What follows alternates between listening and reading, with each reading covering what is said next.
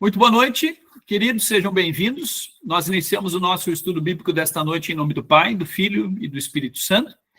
Ficamos contentes de poder continuar a nossa conversa sobre o Pai Nosso, estudando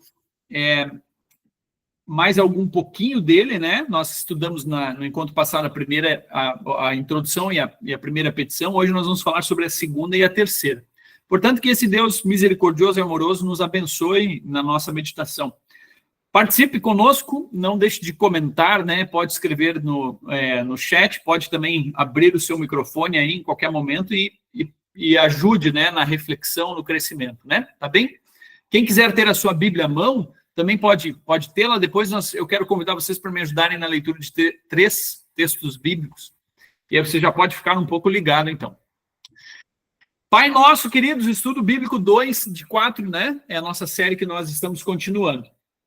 Nós olhamos para essa telinha aqui no último encontro, quarta-feira passada, falamos sobre, então, a introdução, Pai Nosso que estás no céu, e a primeira petição, santificado seja o teu nome.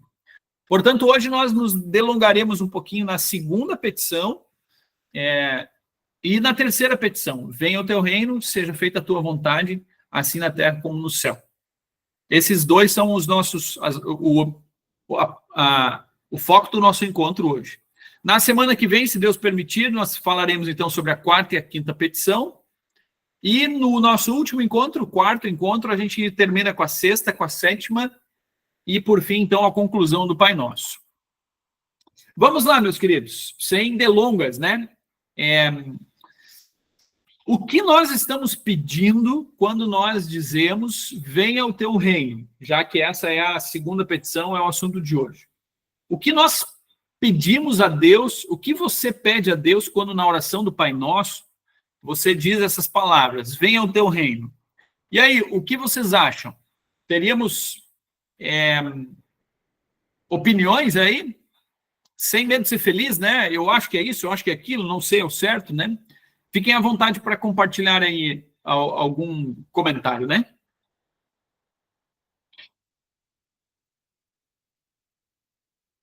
Venha o teu reino. É fácil de entender? É difícil? O que vocês acham? Porque ele fez? O que ele fez? Porque ele fez a terra, ele fez, né? Então é o reino sim. dele, eu acho. A Terra como um todo, o planeta, tudo que existe nesse sentido, criação, né? Sim, eu acho. É o reino de Deus, dá para pensar?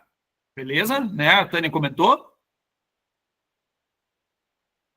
Mas por que nós pediríamos, né? Por que nós pediríamos, venha o teu reino? Nós, de certa forma, já moramos, se nós pensarmos que o reino de Deus, é uma resposta correta, né, Tânia? Se nós pensarmos que nós já moramos na criação, nós já estamos no reino de Deus nesse sentido, né? É um reino um pouco diferente, esse que nós pedimos, quando nós dizemos, venha o teu reino. Posso continuar um pouquinho? Nós estamos nos valendo aí de gigantes, vamos dizer assim, né? Os nossos pais na fé, vamos pensar assim, né? E quando nós...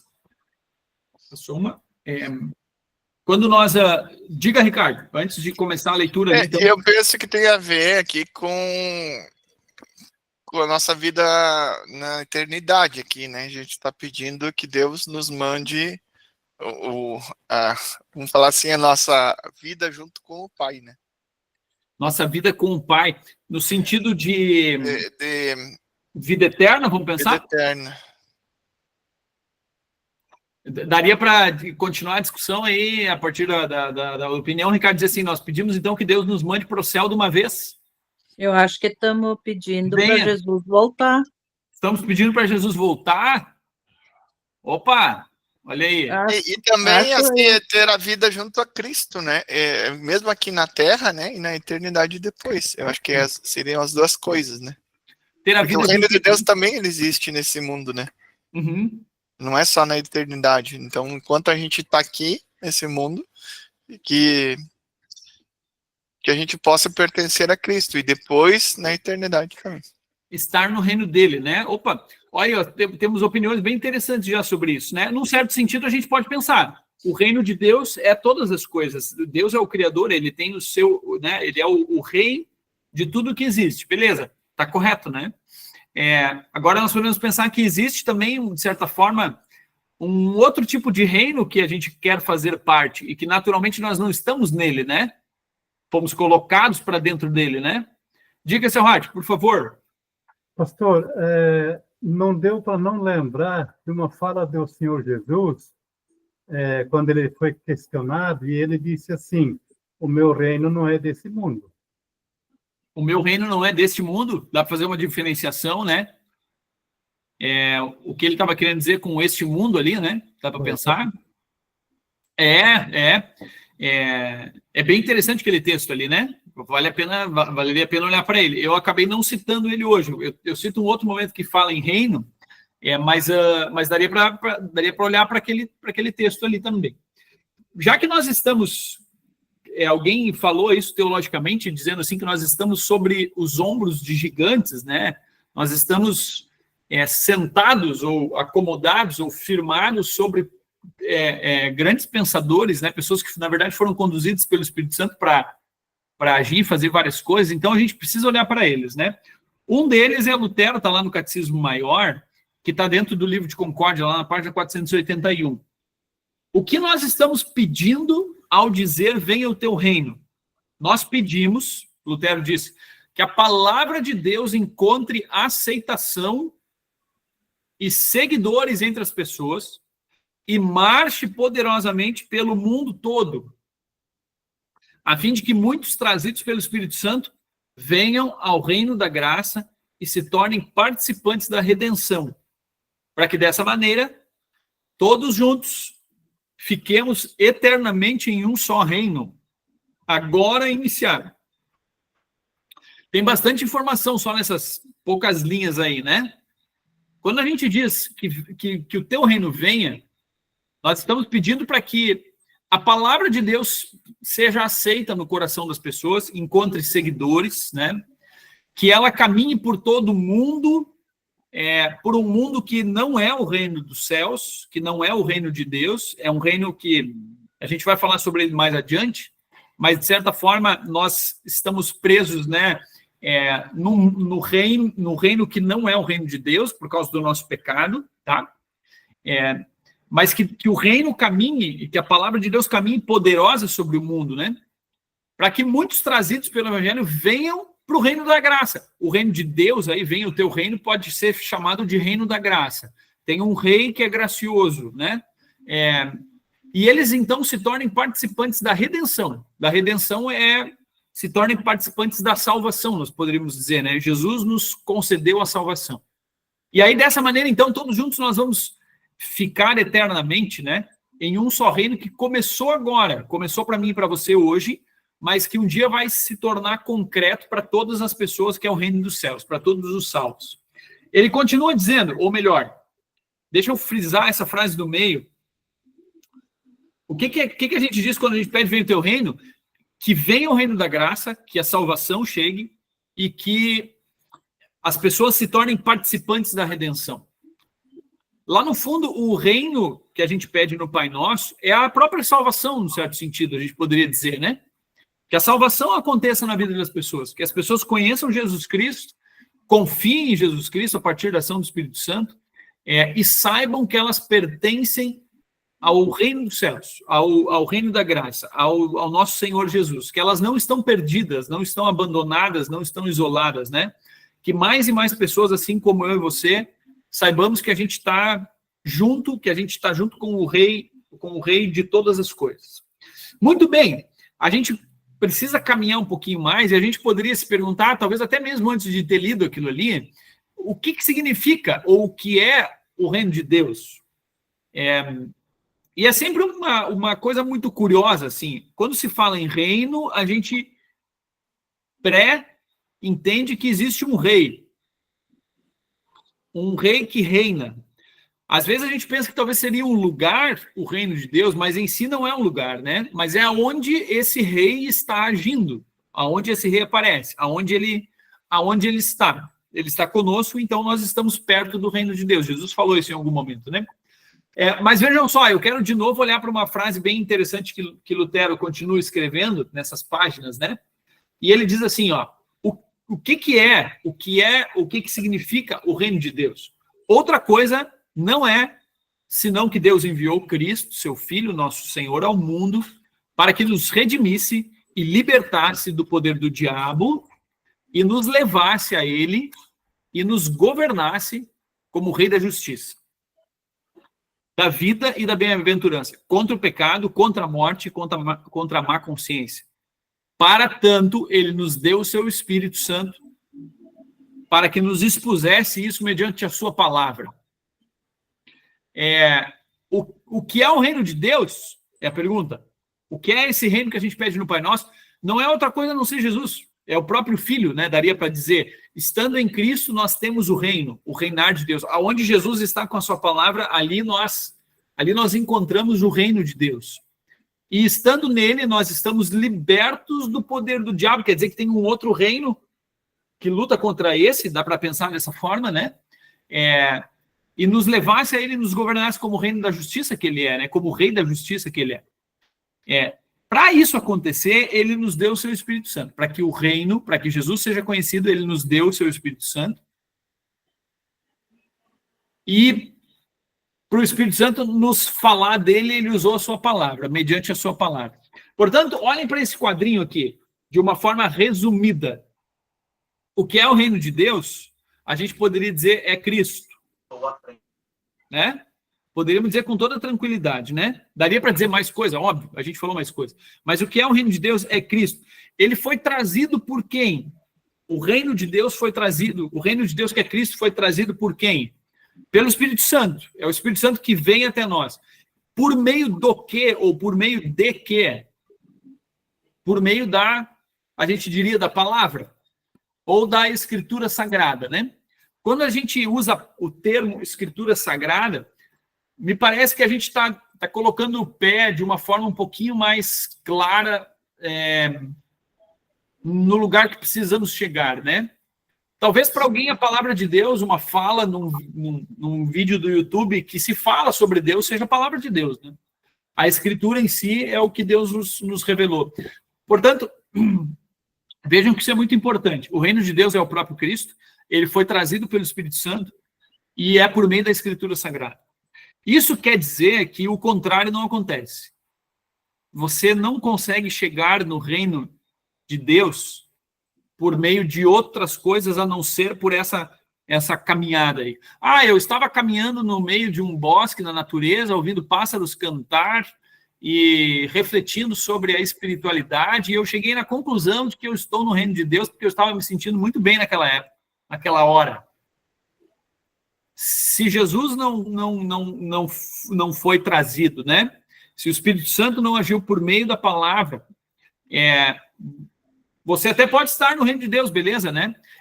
Mas falta alguma coisa, né? Isso aqui nos indica também algum caminho quanto a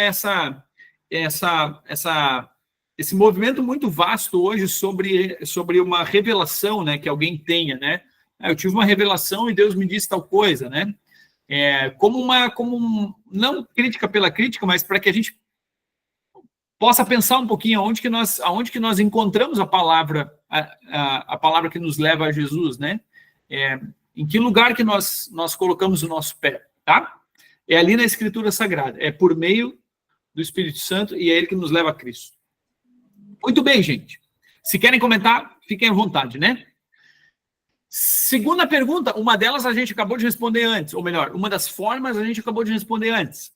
Mas quais são as duas formas que o reino de Deus, então, vem até nós? A gente acabou de falar ali que ele é trazido pelo Espírito Santo por meio da palavra, né?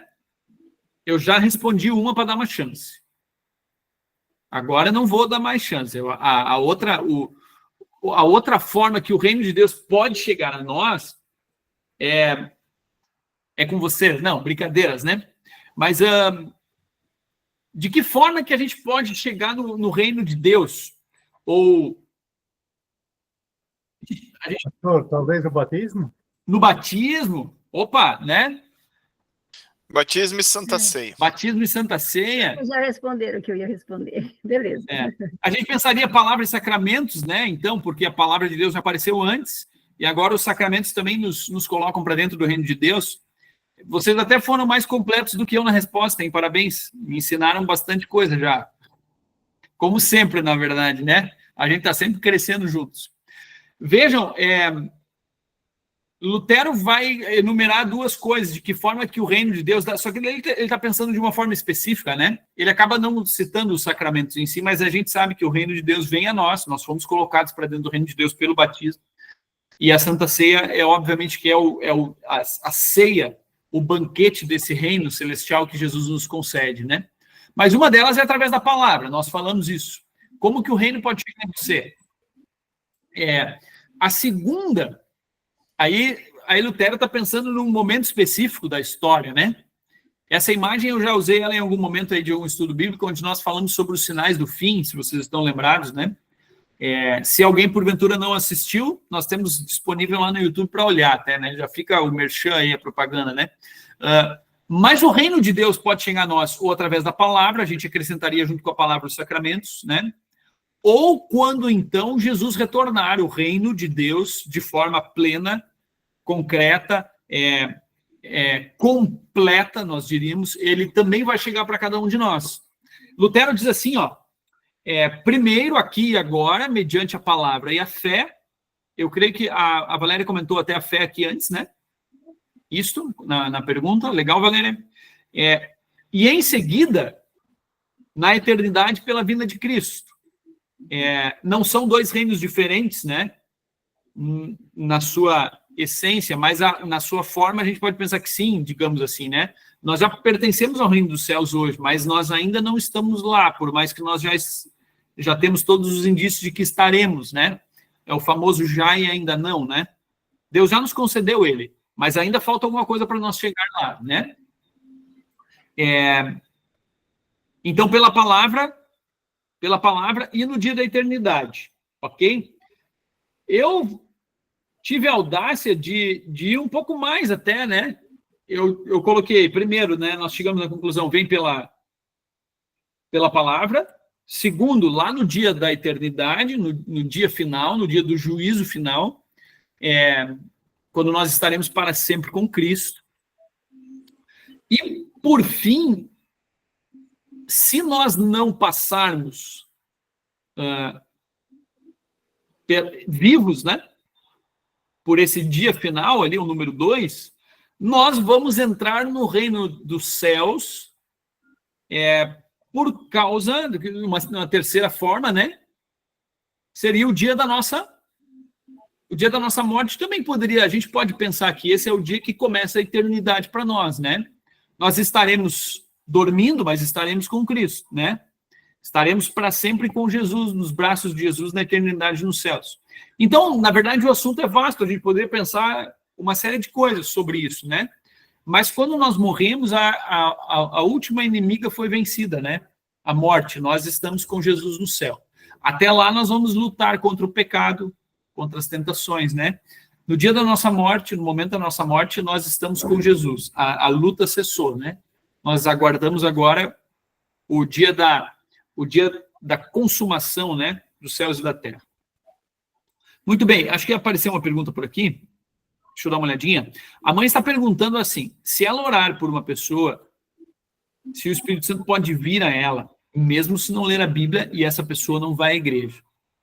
Ô, dona Irma, a senhora faz umas perguntas aí que são difíceis de responder, hein? E a Vivi ainda está de cúmplice aí, né? Porque ela vai lá e digita a pergunta. Brincadeiras, né?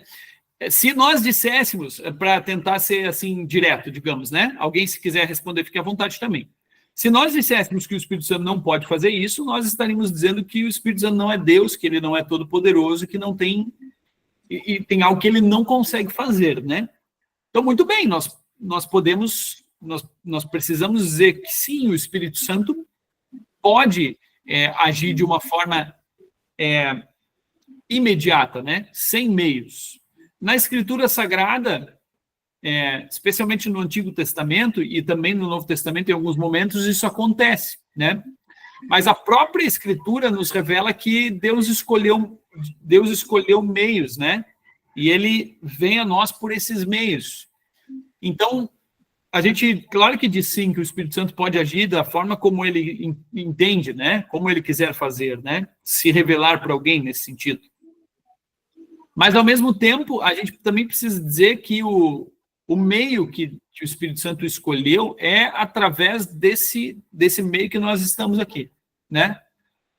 Através da palavra de Deus. É pelo ouvir da palavra que o Espírito Santo age no coração da pessoa, né? É um fundamento claro para a gente colocar o pé, né? Nesse sentido, né? O Espírito Santo usa esses meios, usa pessoas para chegar até pessoas, né? De certa forma, quando você ora por alguém, o Espírito Santo está usando uma pessoa para orar pela outra, né? Então, é uma resposta, assim, que diz que sim, mas com certo asterisco ali, para tomar um certo cuidado. Porque senão a gente pode entrar por um campo um pouco perigoso, assim, né? Eu estou esperando que o Espírito Santo se revele a mim de uma forma, né, miraculosa, para que daí, então, eu saiba que ele está comigo. Às vezes até se entende que existem tipos de batismo que se pensa dessa forma, né? Ricardo, vou ajudar a complicar. Algumas pessoas falam, Deus falou comigo, Jesus mostrou, e coisas do tipo, isso é possível através do próprio Deus? Eu acho que a resposta é meio semelhante ali, né, Ricardo? Dá para pensar que Deus pode fazer, né? A Escritura nos dá sinais dessa forma, assim, né? Mas, ao mesmo tempo, ela nos afirma de que o jeito que Jesus escolheu, né?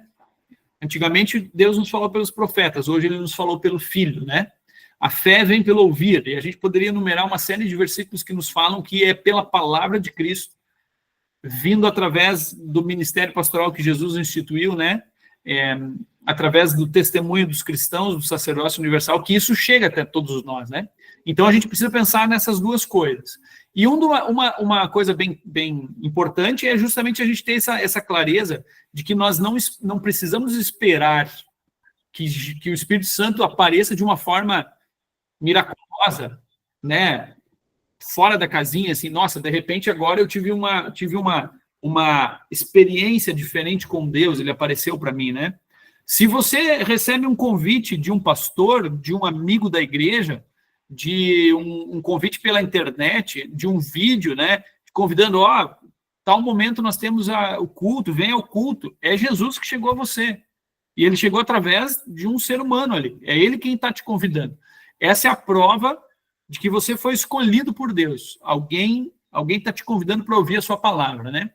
Esse nosso estudo bíblico é um exemplo disso, né? Jesus nos escolhe todas as quartas de noite para que a gente possa ter um tempo de falar ter um tempo para falar sobre a sua palavra, né? E isso é para todos, né? Então é dessa forma que Jesus escolheu vir até nós. Mas para continuarmos a nossa reflexão, obrigado pelas perguntas, gente. Lutero vai dizer assim: agora, falando então no venha ao teu reino, né? Nós pedimos as duas coisas: que venha para aqueles que ainda não estão nesse reino, e que venha também a nós, que já o recebemos, nós já estamos nesse reino. Que venha para aqueles que não estão no reino, para nós que estamos no reino. A nós ele vem pelo crescimento diário, nós acabamos de falar isso, né? Pela leitura da palavra e assim por diante. E futuramente na vida eterna, a plenitude, né? Portanto, o nosso pedido isso é uma oração que Lutero faz em cima da oração da segunda petição, né? Venha o teu reino. Amado Pai, pedimos que nos dês primeiro a tua palavra, para que o evangelho seja pregado retamente em todo o mundo. Em segundo, que também seja aceito pela fé e atue e viva em nós. O evangelho, a palavra, né? Que ele atue e que ele viva em nós. De forma que pela palavra e pelo poder do Espírito Santo, o teu reino tenha curso entre nós, ou seja, caminhe entre nós, né? Esteja conosco, né? E seja destruído o reino do diabo. Eu falei que nós iríamos nos referir a um outro reino, né?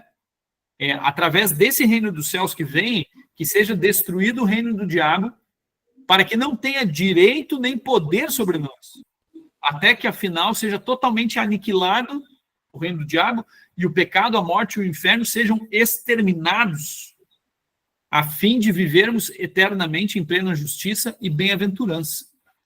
É muito curioso o que Lutero fala, e ele, de certa forma, fala de uma maneira muito precisa sobre o reino das trevas, a gente poderia dizer, né? Ou o reino do mal, o reino do diabo, o reino de Satanás, seja lá como a gente pode pensar nisso, ou nomear isso, né?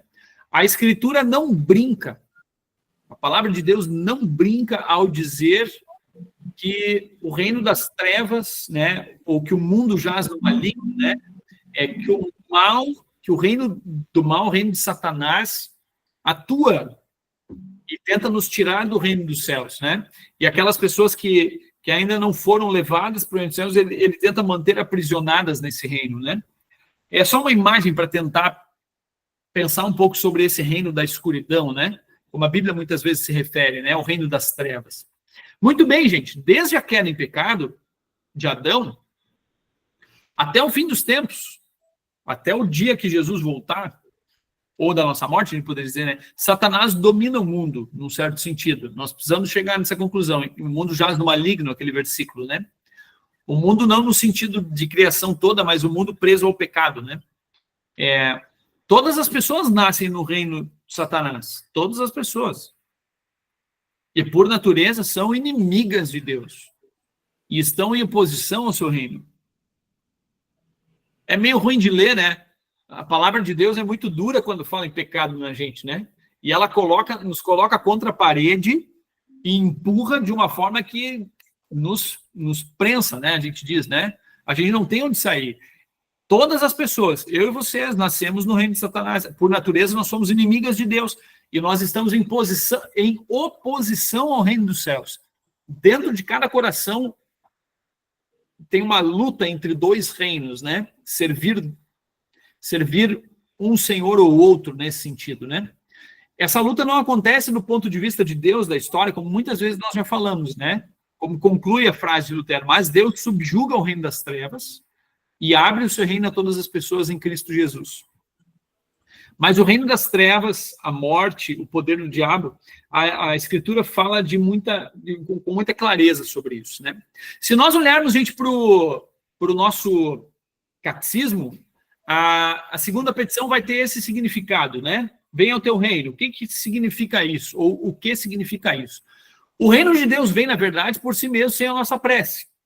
Mas nós suplicamos nessa petição que venha também a nós. O reino de Deus vem, né?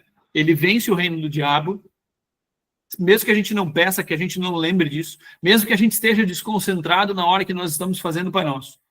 Mas nós suplicamos, a gente para e diz, olha, eu quero que o reino dos céus aconteça na minha vida, que ele venha também a todos nós. E é a nós, não é a mim, é a nós cristãos, né? Essa família da fé. Quando isso acontece, ou quando sucede isso? Quando o nosso Pai Celeste nos dá o seu Espírito Santo para crermos, por sua graça, em sua santa palavra, já falamos sobre várias coisas disso aí, né? E vivermos uma vida com Deus neste mundo e na eternidade. Começa aqui o reino e vai até lá, né? São as petições do Pai Nosso explicadas no nosso catecismo menor. Para chegar ao final, se não me engano, dessa primeira parte, ou do reino dos céus, a pergunta é, onde na Escritura, além do Pai Nosso, aparece a palavra reino? O seu Hartwig já citou uma muito boa aí, né? O meu reino não é deste mundo, foi a palavra, né? Mas em que outros momentos a palavra reino aparece? Ela, na verdade, é muito comum na Escritura, né? Se nós lembrarmos, queridos, das parábolas de Jesus, né? Muitas e muitas vezes, a contagem ali passa o número de 100, tá? Onde a palavra o reino dos céus, não só venha o teu reino, né? Mas o reino dos céus, ou o reino de Deus, né? Aparece muitas e muitas vezes, né? A imagem nos fala sobre as parábolas de Jesus, ele tem a imagem da luz, tem também a parábola da moeda perdida, me parece que é aquela ali, né? Tem a parábola da vinha, tem a parábola da ovelha perdida, né? Tem umas sementes ali no canto, a parábola do semeador, e assim por diante, né? Essas imagens que estão ao pé da imagem projetada, né? Portanto, o reino dos céus é semelhante a um rei, o reino dos céus é semelhante a um homem que procura por pérolas, o reino dos céus é semelhante a uma rede, o reino dos céus é semelhante a um tesouro, o reino dos céus é semelhante ao fermento, né? E assim por diante. A palavra, o reino dos céus, em outros momentos da história bíblica, aparece muitas e muitas vezes, não só no Pai Nosso. A gente poderia olhar para elas, né? Mas para que a gente possa continuar e chegar onde nós queremos chegar, a terceira petição do Pai Nosso, então, deixando a segunda, venha ao teu reino de lado, nos diz, seja feita a tua vontade, assim na terra como no céu. Essa, então, é a terceira petição. De novo, olhando para o Catecismo Maior, para o nosso livro de Concórdia, vejam como é interessante o que Lutero nos diz aí, tá? Até agora nós pedimos que o nome de Deus seja honrado por nós e o seu reino prevaleça entre nós. Santificado seja o teu nome, venha o teu reino. Foi o que nós falamos nas duas primeiras. Nesses dois pontos está compreendido tudo o que se refere à honra de Deus e à nossa salvação. A saber, que recebemos Deus, nós o recebemos, e recebemos todos os seus bens como nossos. O nome de Deus, né? Santificado seja o teu nome, e o seu reino, nós o recebemos como nossos. É isso que nós pedimos nessas duas primeiras petições. Mas aqui, na terceira, surge agora a grande necessidade de retermos isso com firmeza e não permitirmos que nos seja arrancado. Porque ninguém acredita como o diabo se opõe e resiste a isso. E aí ele vai continuar falando um pouquinho sobre esse que é o reino das trevas, ou o reino de Satanás, né, que luta contra o reino dos céus. Mas vejam que na explicação, o Lutero coloca assim, olha, nas duas primeiras é Deus fazendo por nós, ele trazendo o seu reino, mesmo que a gente não peça, ele vai nos dar, o seu nome é santo, mesmo que a gente não o santifique, num certo sentido. Mas agora surge a necessidade de nós, né, que seja feita a tua vontade, aqui, comigo, entre nós, assim como é feita no céu. É o pedido da terceira petição. Que a gente se empenhe nisso, com firmeza, para não permitir que nos seja arrancado isso, o reino e o nome de Deus, né? Porque ninguém acredita muito como o diabo se opõe e resiste a isso. Lutero, muitas vezes, ele é muito duro quando ele escreve sobre a ação do diabo, né, entre nós, né? Vejam, ele não pode tolerar que alguém ensine e creia corretamente. Que alguém que esteja ensinando a palavra de Deus, ele não tolera, e que as pessoas que estejam ouvindo esse ensinamento creiam de forma correta, né, no que Deus faz por nós, né? Por isso ele se enfurece e esbraveja como um inimigo furioso, com todo o seu poder e a sua força, traz para junto de si tudo o que lhe está sujeito e, além disso, convoca em seu auxílio o mundo e a nossa própria carne. Porque a nossa carne em si é ruim e está inclinada ao mal, por mais que tenhamos aceito a palavra de Deus e nela creiamos. Mas o mundo é perverso e mau. Nós falamos um pouquinho sobre isso já, né? Mas vejam como Lutero vai fundo nessa coisa de dizer que nós somos pecadores e somos pecadores profundamente. A Bíblia não alivia o pé nesse sentido, né? A nossa carne em si é ruim, ela está inclinada para o mal. Por mais que a gente tenha aceito a palavra de Deus já no nosso coração, a coisa conflita, né? Todos os dias da nossa vida nós temos exemplos de que nós estamos lutando contra o pecado. O mundo é perverso e mau. E aí o diabo, então, incita, atiça e instiga para colocar obstáculos em nosso caminho, tocar-nos de volta para o reino das trevas e abater-nos e novamente nos submeter-nos ao seu poder. É a vontade dele. É nisso que ele se concentra, ou melhor, é nisso que ele concentra sua vontade, seu propósito, seu pensamento. É o que busca dia e noite, sem descansar por um instante sequer. Para esse fim, se vale de todas as artimanhas, embustes, maneiras e caminhos que possa inventar. Nós chegamos naquelas três palavrinhas, né? O mundo, o diabo e a nossa carne, né? Que nós muitas vezes falamos. Mas vejam como Lutero abre os nossos olhos, né? Os reformadores abrem os nossos olhos para a gente pensar que o diabo quer realmente fazer isso conosco. E ele está empenhado 24 horas por dia nas suas tentações do dia a dia para nos levar para o lugar que ele quer nos deixar aprisionados, né? No reino das trevas. Ele é o intuito do diabo, né? A sua maldade é para nos levar para esse lugar. Ele inventa tudo e mais um pouco para isso. Então a gente precisa pensar com calma sobre isso. Quando nós oramos o Pai Nosso, a gente vai chegar lá no final dele, né? E livra-nos do mal, nós estamos pedindo para que Deus não permita que o diabo vença essa luta que nós temos, né? Portanto, quando nós dizemos assim na terra como no céu, que a sua vontade seja feita, nós estamos dizendo que assim como os anjos no céu fazem a vontade de Deus de forma perfeita, assim nós também queremos fazer a sua vontade na terra, que é ouvir a palavra de Deus e cumprir a sua ordem, para que a gente não caia nas artimanhas do diabo, né? Essa é a explicação para essa frasezinha, né? Assim na terra como no céu. Assim como no céu os anjos, os seres espirituais obedecem perfeitamente, fazem perfeitamente a vontade do Pai, que isso também aconteça na terra. É o pedido que nós fazemos. E aí nós temos mais um pouquinho ainda de texto. E aí nós estamos chegando quase ao final, gente.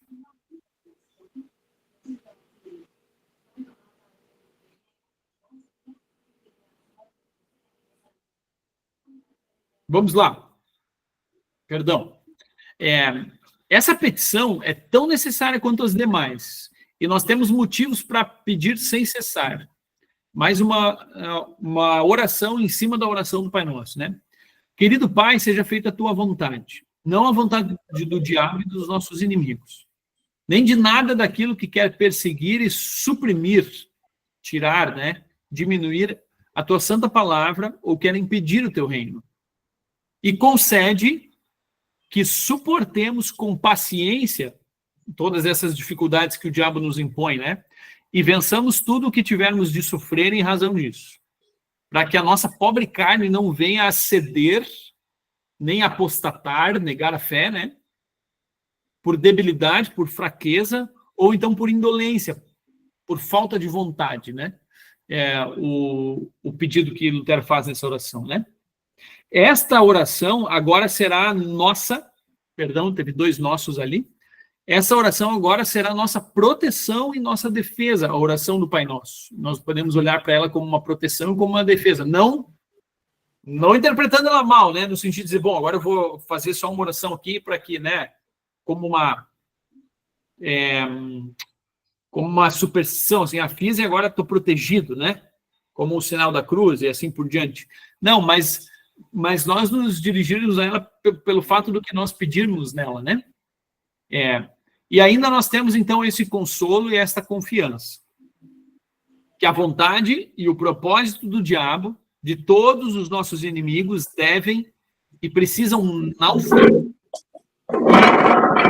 aniquilados, por mais presunçosos, seguros e poderosos que se julguem.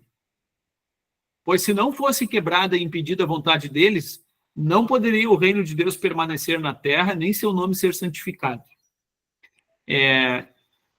Deus impede que eles aconteçam, Deus quebra o reino do diabo, né? As portas do inferno não prevalecerão contra a igreja, né? Pelo contrário, o céu invadiu o inferno, a condenação, e libertou aqueles que estavam presos lá dentro. Nós precisamos pensar dessa forma, né? Portanto, Deus nos consola com essa confiança e com essa certeza de que Ele tem trabalhado por nós, né? E aí, por fim, quando nós falamos em vontade, seja feita a tua vontade, assim na terra como no céu, a gente então chega naqueles 3 textos que eu quero pedir a ajuda de vocês, né? Seja feita a tua vontade. Que vontade é essa? É a pergunta que a gente poderia fazer, né? Qual é a vontade de Deus, né? Se alguém tem algum desses aí, dos textos bíblicos, e quiser abrir o seu microfone para ler, por favor, o faça. Primeiramente, Ezequiel, né? Ezequiel 33:11. A pergunta é: qual é a vontade de Deus, né? O que tem lá dentro do seu coração? Qual é o âmago, o desejo dele para nós, né? Diga-lhes, tão certo como eu vivo, diz o Senhor Deus. Não tenho prazer na morte do ímpio, mas em que o ímpio se converta do seu caminho e viva. convertam-se dos seus maus caminhos, porque vocês haveriam de morrer, ó casa de Israel. Isso, muito bem, Ricardo. É uma pergunta no final, né? Por que motivos? Mais ou menos assim, você não tem motivo nenhum para se perder, né? Porque eu estou chamando vocês, convertam-se dos seus maus caminhos. Deus não tem prazer na morte, na condenação do ímpio, daquele que está no mau caminho. Pelo contrário, né? Convertam-se do seu mau caminho. Essa é a vontade. Qual é a vontade de Deus? A vontade é que todas as pessoas se convertam, né? 1 Timóteo 2,4. Eu achei que deseja que todos sejam salvos e cheguem ao pleno conhecimento da verdade. Dona Érica, obrigado, né? Tivemos aí, acho que a dona... Deu junto, Dona Irma, né? Joia, obrigado também pela disposição, né? 1 Timóteo 2,4, que todos cheguem no pleno conhecimento. Essa é a vontade de Deus, né? Que todos tenham o pleno conhecimento da verdade, diz lá, né? E daí, por fim, então, também, 2 Pedro 3,9. Não retarda o Senhor a sua promessa, como alguns a julgam demorada. Pelo contrário, ele é longânimo para convosco, não querendo que nenhum pereça, senão que todos cheguem ao arrependimento. Ele é longânimo, ou seja, Deus demora, ele se delonga, né? Na sua misericórdia, esperando que todos cheguem ao arrependimento, é a vontade de Jesus, né? Quando nós falamos, então, lá no Pai Nosso, seja feita a tua vontade, a vontade é que nós sejamos salvos, a vontade de Jesus é que nós sejamos salvos, né? Para que todos cheguem ao arrependimento e à salvação. São 3 textos bíblicos que não usam necessariamente a palavra vontade em si, mas falam sobre o prazer de Deus, né? Né? Ele quer que todos sejam salvos, assim por diante. Obviamente que o sentido da vontade aparece aí. O nosso catecismo menor, para não deixar de olhar para ele, vai dizer assim, o que significa dizer, né? Seja feita a tua vontade, assim na terra como no céu. A boa e misericórdia vontade de Deus, em verdade, ela é feita sem a nossa prece. De novo, Lutero enumera isso, né? O rei de todas as coisas vai fazer o que ele vai fazer, mesmo que a gente não peça por ela. Mas nós suplicamos nessa petição que ela seja também feita entre nós, que a vontade de Deus aconteça na minha vida, né? Na sua vida, na vida da minha família, né? É o pedido consolador de Deus. Não me permita achar que eu não devo me arrepender, pensando nos textos que a gente leu, né? Não me permita ser um ímpio que não se converte, mas pelo contrário, me traz para cá. Eu quero fazer isso na minha vida, que a tua vontade, que a tua salvação chegue na minha vida, a gente poderia dizer. Quando isso acontece, né, quando sucede isso, quando Deus desfaz e impede todo mau conselho e vontade dos que não nos querem deixar de santificar o seu nome, nem permitir que o seu reino venha, ou que venha o seu reino, tais como a vontade do diabo, do mundo e da nossa carne. E quando, por outro lado, nos fortalece e preserva na sua palavra e na fé até o fim. Esta é a sua boa e misericordiosa vontade. A vontade de Deus é nos tirar do reino da condenação e nos levar para o reino da salvação, né? Ela acontece quando ele próprio impede o reino de Satanás, né? Quando o próprio Jesus vence o diabo, né? E aí nós chegamos no último versículo e última imagem da noite. Óbvio que se tiverem comentários, não deixem de fazê-lo, né? Mas vejam, assim como nos outros momentos nós estamos olhando para versículos onde aparecem as palavras do Pai Nosso, em outros momentos na Escritura, tenho tentado fazer isso, né? Esse versículo, Jesus fala da sua vontade, né? Pai, se queres, afasta de mim este cálice. Jesus está no jardim do Getsêmani, em Lucas 22, né? É a última noite de Jesus, né? Antes da crucificação. Jesus está sofrendo, está suando sangue em breve, nós olhamos para essa caminhada na Páscoa agora, né? E aí Jesus então fala sobre vontade. Contudo, não se faça a minha vontade, e sim a tua vontade. Diga, Helena, você está com a câmera e a mão levantada, eu até vou deixar você falar.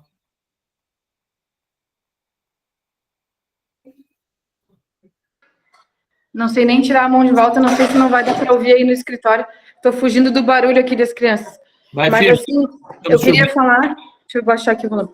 Eu queria falar sobre o Seja Feita a Tua Vontade, né? Que estava falando até agora, o quanto é difícil, às vezes, a gente falar essa frase. Por mais que agora, como pastor aqui, tu mostrou tudo que Deus está falando a partir do Seja Feita a Tua Vontade, como nós, como pessoas pecadoras, como é complicado, eu acho difícil a gente falar isso. Eu nunca tinha pensado muito sobre isso até a gente passar por uma grande dificuldade. Com a minha saúde, tu sabe, há 11 anos atrás eu quase morri, estava no hospital internada com uma hemorragia grave. E aí a minha sogra, tua mãe, depois que eu voltei para casa, que eu fiquei bem, que eu fiquei viva, que eu quase morri mesmo, quase que eu estava lá com Jesus, foi feita a vontade de Deus para eu continuar aqui. Mas eu lembro que ela me falou assim, que ela estava com muita dificuldade de rezar, fazer a oração do Pai Nosso e dizer seja feita a tua vontade, porque ela não queria que eu morresse, digamos assim. Ela não queria que acontecesse alguma coisa que seria a vontade de Deus, né? E agora eu vou ter que atender que deu uma choradeira aqui na cozinha. Só queria dizer isso, que para réis mortais, pessoas pecadoras, o quanto é difícil dizer, deixar nas mãos de Deus e confiar, né? Vou fechar aqui, tá? Tá. Bem lembrado, né, querido? Um ótimo comentário, né? Numa situação normal do dia a dia, ou quando as coisas todas vão bem, a gente diz com facilidade, né? Que seja feita a tua vontade, né? Mas quando a gente está vivendo um momento de... quando a coisa aperta mesmo, né? Dizer que seja feita a tua vontade é dizer, né, pode ser, talvez ela seja contrária à minha, né? E aí, então, a gente se coloca numa situação onde é difícil. Deus, na prática, muitas vezes faz coisas contrárias à nossa vontade, né? Sem dúvida, muitos de nós aí poderiam lembrar e poderiam até falar uma série de coisas em que Jesus, a gente pediu para ele, Jesus, né, mantenha, permita, não tire alguém, não leve, né? Ou me dê algo, né? Me cura, me livra de algo. E Deus diz, olha, essa vontade sua eu não vou fazer, a minha vontade vai ser feita, né? Muitas vezes é difícil, outras vezes a gente entende depois por quê, outras vezes a gente acaba nem entendendo. Mas é um comentário muito, muito bom esse, Helena, porque nós somos fracos, né, como seres humanos, e a gente não consegue dizer assim, né, diante de algumas situações, se nós estamos falando com sinceridade mesmo, né, a gente tem vontade de pular algumas coisas, né, na palavra de Jesus, né. A gente vai falar depois de perdoa-nos as nossas dívidas, assim como nós também perdoamos, também é algo difícil de dizer, né, lá no fundo. Mas, amados, voltando à imagem, né, a Vivi comentou antes ainda, concordo plenamente com a Helena, tem vezes que a gente quer orar para que uma certa coisa aconteça e que não seja feita a vontade de Deus, né? É isso aí. Tá tudo dentro do nosso coração, todas essas coisas aparecem, né? Se a gente negar isso, a gente não está sendo sincero, né, com a nossa fé. E Deus, na verdade, ouve, né? Atende muitas vezes os nossos pedidos. Pai, se queres, afasta de mim esse cálice. Esse cálice é no sentido um sofrimento que Jesus precisa enfrentar agora, né? A caminhada até a cruz, toda a crucificação em si, a gente pode pensar, né? Pai, se queres, afasta de mim. Mas, contudo, não se faça a minha vontade, mas sim a tua vontade. Em outras palavras, a imagem é muito interessante porque é Jesus quem está segurando o prego, né? O prego que vai crucificar ele próprio é Jesus quem está segurando, né? Que a tua vontade seja feita, e eu estou disposto a fazer a tua vontade, e Jesus realmente fez isso, né? É uma ótima forma de nós concluirmos o nosso estudo, são 20h59, pensando dessa forma que nós temos inúmeras dificuldades de dizer Pai nosso, que seja feita a tua vontade no nosso dia a dia, né? Muitas vezes a gente fala sem pensar nas possíveis consequências que pode ter uma frase dessas, né? Jesus, no nosso lugar, como nosso Salvador, como um Salvador amoroso, ele segurou os próprios cravos que o prenderam na cruz, né? Que a tua vontade seja feita. E Jesus falou a ela com todo o seu coração para que tivéssemos salvação, a vontade do Pai chegasse a todos nós, né? Então, o final do nosso estudo de hoje é olhando para o sacrifício de Jesus, para a morte dele, né? E para seu sacrifício voluntário nesse sentido, né? Que a vontade do Pai seja feita e eu estou disposto a fazê-la, né? É isso que significa essa imagem. O martelo sendo segurado dá a entender que talvez é o próprio Pai que está pregando o martelo, né? Que está fazendo que está pregando Jesus na cruz, e a gente pode pensar dessa forma mesmo, é correto nós imaginarmos ou pensarmos assim, né? Tá? Muito bem, meus queridos, chegamos assim ao final do nosso momento de hoje. Podemos continuar na semana que vem, se Deus quiser e permitir. Alguém quer comentar, quer dizer algo, fiquem à vontade, né? Para ainda compartilhar algum comentário, pensamento aí, tá bem? Se não, nós assim chegamos ao final do nosso estudo de hoje. Eu agradeço muito a participação de vocês e o tempo dedicado. Que Deus abençoe a presença, que Deus abençoe o ouvir da palavra do nosso Deus dentro do coração de cada um de vocês, né? Para que Ele fortaleça a nossa fé sempre cada vez mais. Estou parando a gravação agora.